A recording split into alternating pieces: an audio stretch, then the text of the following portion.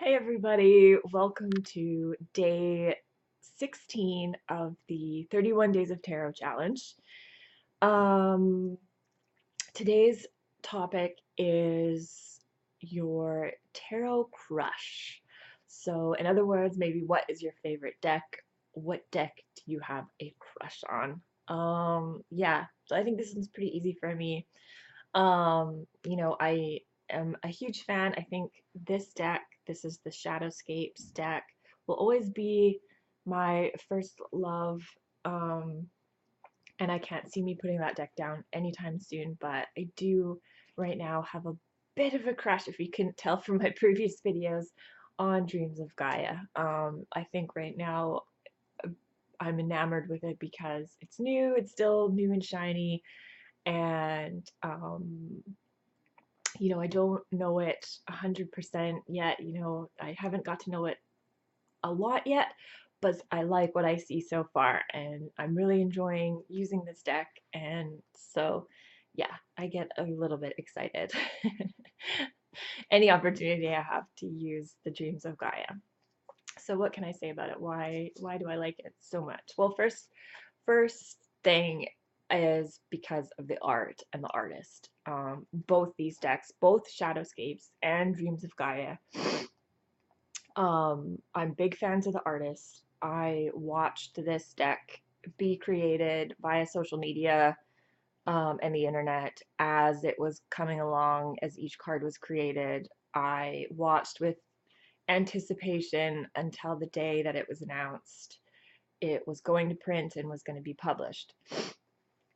So yeah, a lot of build up, a lot of excitement and anticipation with that. It was really neat to see how the artist, she's very open about her struggles with, the creative part of it, as well as, meeting deadlines, and then had a lot of personal things going on in her life that she was very open about as the deck was being created. And so now that I have the book and I've been reading the guidebook, I think a little of that shows through, that her personal experiences were probably not on purpose, but you can certainly pick it up in the book, and it must have been, at least in part, some inspiration for the cards that and the images she created.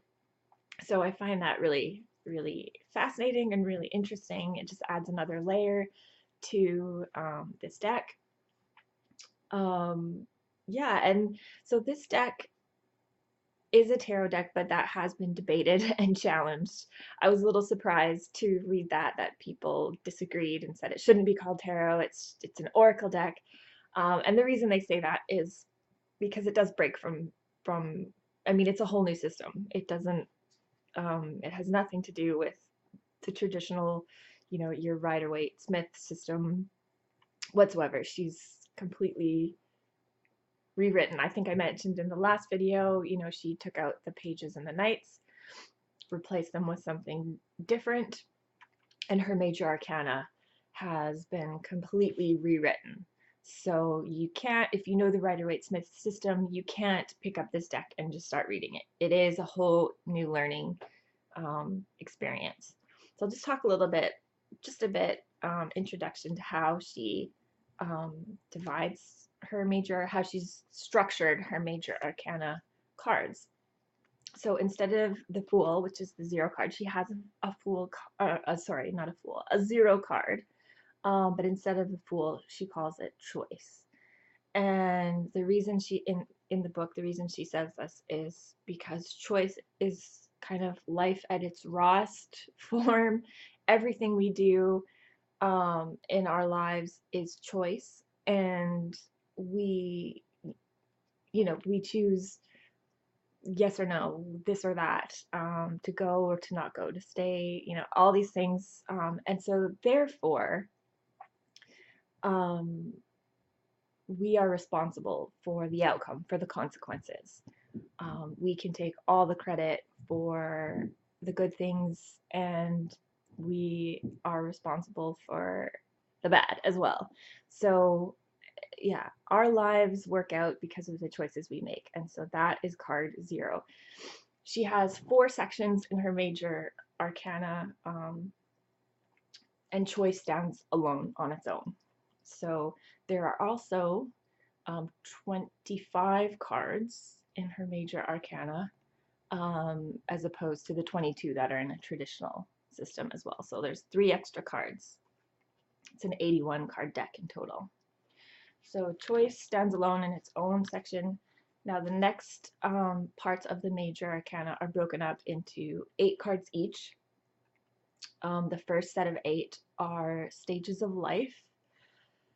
So, for example, we have the child, the mother. There's also, the father, the youth, the maiden, the crone, and the sage, and death. So those are phases of life. Yeah, pretty straightforward. The next cards are reasons for being. So major arcana is all about just life. So first, the raw part of life is choice. Everything we do in life is a choice, and we take ownership and responsibility for those choices. Second is about our phases of life. So as we grow, we age, we go through different stages, different phases, different lessons until we reach death, and then that is the last phase. Okay, and so now why are we here? So that's the next 8 cards. Reasons why we are here, things we value and appreciate. So for example, I'll just pull a couple.